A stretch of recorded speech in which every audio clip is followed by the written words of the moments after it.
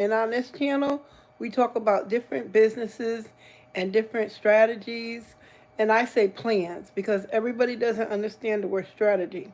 So I try to break it down on my channel so everyone can, who don't know, they can understand. You know, I've learned that a lot of times people use words that exclude other people who may not know. And in my walk with the Lord, faith based on this channel, I trust in the Lord Jesus. And on this channel, I teach you what I've been taught. I teach you the skills I've been taught. And today I'm going to talk about being a street vendor. So, welcome to FML Diversify. And we're going to just share a little bit my beginnings in being a street vendor.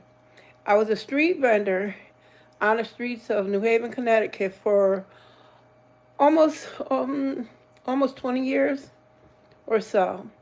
And it was good, it was bad, it was rough, it was a journey.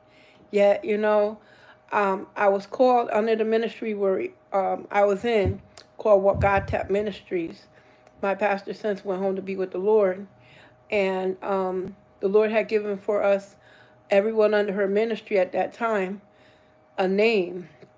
A name as far as whatever it might be. So my assignment was water. I didn't quite know what God was, where He was leading me, but I know I was excited because I always liked business. I had a passion for business. I wanted to know about business through my school years, through growing up. I didn't quite know what it was, but I know that it was something that I had a passion for. So I was given water, and then somebody else was given um, clothing, somebody was given jewelry, somebody was given balloons. So in the ministry, I really didn't know, but I was so excited. I ran out and I got my license the very next day. And I was like, I'm going to learn how to be this business person because I also was trying to take care of my children, single parent, three beautiful children. And I was just so excited. So I went on out. I got my street vending license the very next day. I got my state license and I went for it. What I didn't know is that what I would run into once I got my license. There were other requirements that was required for me legally and equipment and different things like that. I didn't have a cart. I didn't have supplies. I didn't have anything. All I knew is I wanted that piece of paper so I could say I was a business person. So that was the beginning of my journey on becoming a street vendor. So I ended up being a street vendor for 20 plus years. And under the ministry, we would go out and we would minister to people through our businesses and through sales. And God began bringing people to the different locations. Again, becoming a business person, you really need to do some research, background checks, and find out exactly what you're going to need and what you're going to be running into being a business person. Even in high school, I always wanted to know there was a program called DECA. And I took DECA because my sisters, who were older than me, they went to high school and they took this class. So I took this business class because I wanted to be like them. I wanted to become a business person. My mom was a business person, but she was in the Community Action Agency. This was back in the 60s. So I've always had that knack for wanting to know and always being around a group of people who were doing something, whether it was a community service or selling things. I was involved in a lot of different groups in my life. We would sell candy bars. My brothers and I started with selling newspapers, shoveling. So I was always in some type of business. And I was excited. So once I got my food service license, I was going to sell water. So I went on my journey, and I began to go and find out with my license now. I had a state license and I had ordinances for the street vending business, and I started selling water and chips. And this was on one of the street corners. My son built me a cart, and my son-in-law, who's now my son-in-law, they built me a cart. It was wood, and then there was a special vinyl they put over it. So I would go out every day with my cart, and I would sell water, bottled water and chips. And that was one of my beginnings. So within the ministry of sharing the gospel with people and stuff, we were able to service a lot of people. Yeah, another thing, I didn't know all of the ordinances, so I was learning while I was going. And a lot of times in business, that's what you're going to have to do because you don't know what you're going to find out there. You don't know what you're going to find out serving people. So, serving people requires a dedication. There's different ordinances like cleanliness. You have to be so many feet from the corner. You have to be licensed, safe serve license. That's one of the licenses that you have to have when you're serving food. So that was my beginnings like 22 years ago in the food service business on the streets where I live. So with that and stuff, I also began to find out that people really weren't so kind. You know, you had customers who came, they were promised, we're going to come to you all the time. It didn't always happen like that. Sometimes you might not have any customers. Sometimes you might have a lot of customers. But that was all right because I knew that God was calling me forward. I didn't know how. I didn't know how it was going to be done. Then I found out you had to take and clean your cart every day. You had to go out, you had to buy the supplies.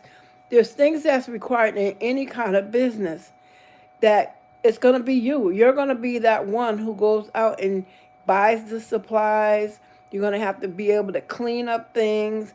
And so that was one of my journeys as far as becoming a street vendor. So again, I wasn't selling hot dogs as yet. I started with just bottled water and potato chips, candy bars, and other little novelties that I would pick up. And then we started doing 4th of July fireworks. We would go to the harbor, and we did really well. There was a team because the ministry came out, supported the initial cart that we went out with, and we had a great time. So just to share with you, starting a business, it takes work. It's not easy success. You just go out, you think everybody's going to buy from you. Everybody's not. For different reasons. Everybody has different reasons. Yet, if you stay at it, you can be successful in street vending. And especially now, the way the market is going and the economy, you're going to need some type of income. Whether it's like, again, it's hot dogs, novelties, different things like that. You can build your own cart. There's tons of resources online. You know, there's tons of classes being held now. All these things weren't available that I knew of when I started becoming a street vendor. So it is possible to start your business with what you have. It doesn't take a lot of money in the beginning. You can get your license. When I started, I needed 2 licenses.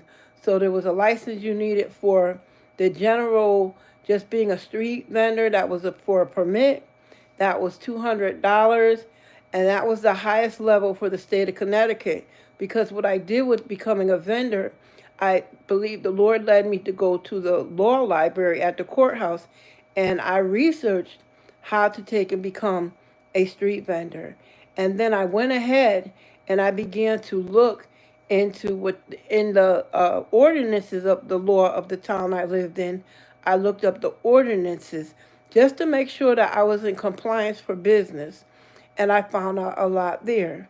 So in that journey of becoming a street vendor, it's work. It is work. You have to find a location. You have to find a location where people could either have easy access to you, maybe by walking. You have to find out where there is someone else, where a location that's going to be able to house all the different crowds that's going to come at you if you have crowds, or a parking lot, or something like that when you become a vendor. So it's definitely doable. It's definitely something that a lot of people, I found, they would come to the cart. They wanted to know how did we get our permit to become vendors, and where can they go to get that permit. irregardless whether you're selling food or you're selling other items and stuff, pocketbooks, jewelry, novelty, it is possible to start your own business with what you have. At one time, I was selling baby clothes, and becoming, like I said, a street vendor. It's work, yet it's rewarding. You get to meet a lot of people, and I enjoyed meeting the different people who came through. Some were reliable customers. Sometimes you might just see a person at one time, but it is possible to do street vending business with little to just a few dollars. So I hope this was informative for those who are seeking to become street vendors or a hawker or a peddler. And those are different categories for street vending, because becoming a vendor will take work, but it is enjoyable. You make your own hours, and you're able to bring your family in some areas. And you have to just check those ordinances, because they will give you the requirement for what is um, available to do.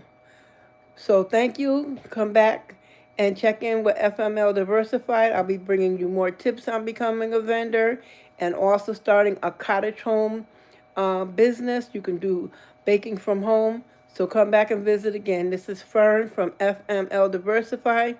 Come back and visit my channel. Have a great evening. Good night.